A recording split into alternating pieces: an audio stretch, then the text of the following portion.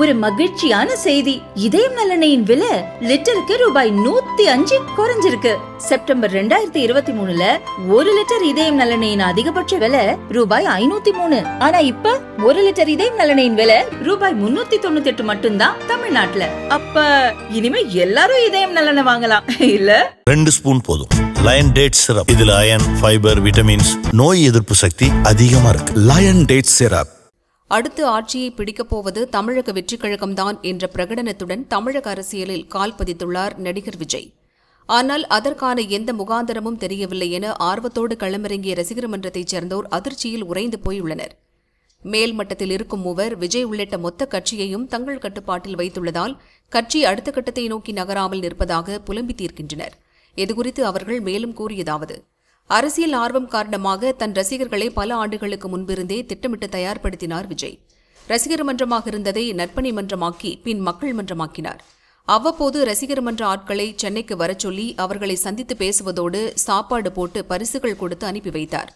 ரசிகர் மன்றத்தினரை ஒவ்வொரு முறை சந்திக்கும் போதும் இது அரசியல் கட்சியாகும், மன்றத்தில் இருப்போருக்கே கட்சியில் முக்கியத்துவம் அளிக்கப்படும், போட்டியிடும் வாய்ப்பிலும் முன்னுரிமை இருக்கும், ஓய்வின்றி மக்கள் பணி செய்ய வேண்டும் என்று உற்சாகப்படுத்தி அனுப்புவார்.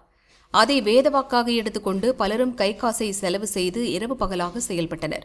அரசியல் கட்சிகளுக்கு இணையாக விஜய் மக்கள் மன்றம் வாயிலாக நலத்திட்ட உதவிகள் தரும் நிகழ்ச்சிகள் நடத்தப்பட்டுள்ளன. இதனால் பெரிய விளம்பரம் ஏதுமின்றி மக்களிடம் மன்றம் நேரடியாக போய் சேர்ந்தது. சொன்னது போலவே விஜய் 3 ஆண்டுகளில் கட்சி துவக்கிவிட்டார். ஆனால் மக்கள் மன்றத்தில் இருந்தோரில் ஒரு சிலருக்கு மட்டுமே பதவிகள் வழங்கி முக்கியத்துவம் கொடுத்தார்.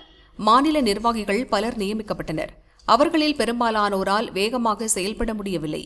கட்சியில் 2 மட்டுமே பிரதானமாக இருந்து விஜயை தங்கள் கைக்குள் வைத்துக் கொண்டு செயல்படுகின்றனர். மாநில அளவில் முக்கியஸ்தராக இருக்கும் முன்னாள் மக்கள் பிரதிநிதியும் வியூகம் வகுத்துக் கொடுக்கும் நபரும் மட்டுமே விஜய் மீது தங்கள் ஆதிக்கத்தை செலுத்தி விஜயை முழுமையாக தங்கள் கட்டுப்பாட்டுக்குள் வைத்துள்ளனர். இந்த 2 தவிர 3ஆவதாக ஒரு நபர் இருக்கிறார்.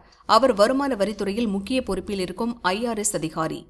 இவர்கள் மூவரும் என்ன நினைக்கின்றனரோ அதை மட்டுமே விஜயால் செயல்படுத்த முடிகிறது.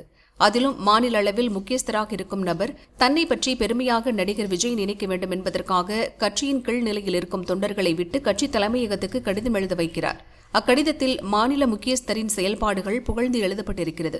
அந்த கடிதங்களை மட்டும் விஜய் பார்வைக்கு கொண்டு செல்கின்றனர். அதை படித்துவிட்டு மாநில முக்கியஸ்தரை விஜய் ஏகமாக பாராட்டுகிறார்.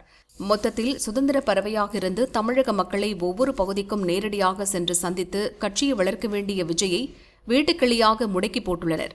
மூவரையும் கடந்து வெளியாட்கள் யாருமே விஜயை சந்திக்க முடியவில்லை. இதனால் திமுக, அதிமுக, நாம் தமிழர் உள்ளிட்ட கட்சிகளில் அதிருப்தியில் இருக்கும் முக்கிய தலைவர்கள் தமிழக வெற்றிக் கழகத்தில் இணைய முயற்சித்தும் முடியாத நிலை உள்ளது. நாம் தமிழர் கட்சியின் பிரதான பெண் முகமாக இருந்தவர் சீமான் மீதான வெறுப்பில் தாவைக்காவில் இணைய முயற்சித்தார். இணைவதற்கு முன் விஜயை சந்தித்து பேச விரும்பினார். மும்மூர்த்திகள் தடை ஏற்படுத்த அதிமுக பக்கம் செல்ல தயாராகிவிட்டார். இதையெல்லாம் மீறி நாம் தமிழர் கட்சி தலைமை மீதான அதிருப்தியில் ஒதுங்கியிருந்த தலைவர் ஒருவர் விஜயை எப்படியோ சந்தித்துவிட்டார். இந்த தகவல் மூவர் அணிக்கு தெரியவர அதற்கு உதவிய 2ஆம் கட்ட தலைவர்களை அழைத்து கடிந்து கொண்டுள்ளனர். சமீபத்திய புயல், மழை, வெள்ளத்தால் பாதிக்கப்பட்ட மக்களை நேரில் சந்தித்து நிவாரண உதவி அளிக்க விஜய் விரும்பினார்.